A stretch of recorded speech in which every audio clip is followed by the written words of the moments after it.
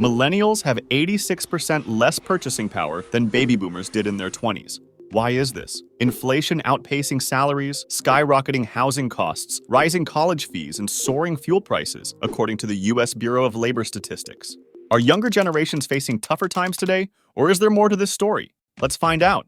Today, we'll compare baby boomers born between 1944 and 1964 to millennials born between 1980 and 1994. Baby boomers, aged 60 to 80, have been through various life stages including education, work, and retirement. Meanwhile, millennials, aged 29 to 43, are dealing with things like buying homes, paying off college debts, and working long hours. This comparison shows how life differs financially for today's youth compared to those before them. Let's begin by examining the difference in home prices between baby boomers and millennials.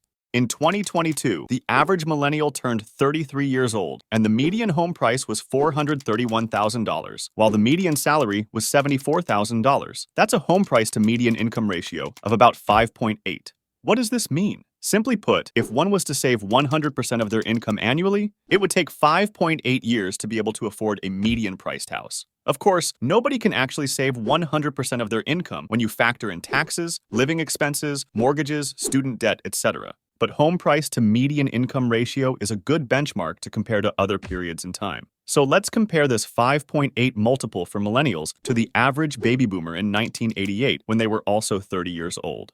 Back then, median home price was about $113,000, while the median salary was $30,000, resulting in a 3.7 home price to median income ratio.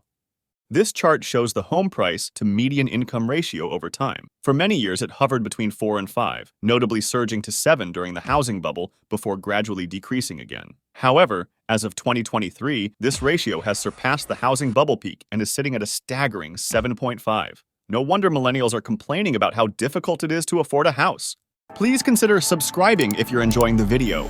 To further understand the situation, let's plot the percentage rise in median home price versus the percentage rise in median income. Ideally, we'd expect both lines to grow at a similar pace. From 1955 up to 2002, both home price and income rose evenly until the housing bubble, during which home prices spiked while income remained stagnant. The early 2010s saw a cooling of home prices until the COVID pandemic hit in 2020, causing home prices to surge to all-time highs, far outpacing income growth.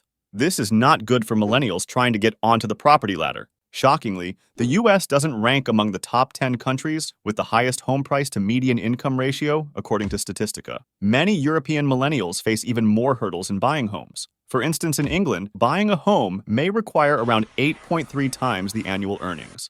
Looking at inflation versus home prices from 1970 to 2023 reveals even more bad news for millennials. Ideally, we'd like to see both grow at the same pace, but take a look at the last 10 years where house prices have rapidly outpaced inflation rates.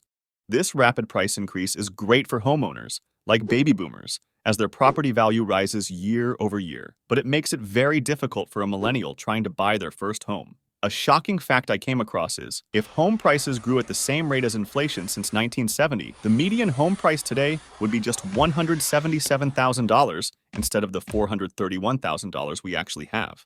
Maybe this is partly the reason that only 52% of millennials are homeowners. So, what other reasons do millennials feel poorer than boomers did at a similar age? Firstly, we have student loans. Average student loan debt has doubled since 2007, and there's no sign of it reducing anytime soon. The Biden administration even took steps to cancel nearly $5 billion in student loan debt. Do you agree with this cancellation? Or do you think those who took on the student debt should bear the consequences like any other debt? The value of college degrees is declining each year as more and more people are graduating from college and saturating the jobs market. In fact, 62% of high school students go on to post-secondary study today, which is why 40% of millennials have bachelor's degrees compared to just 26% of boomers.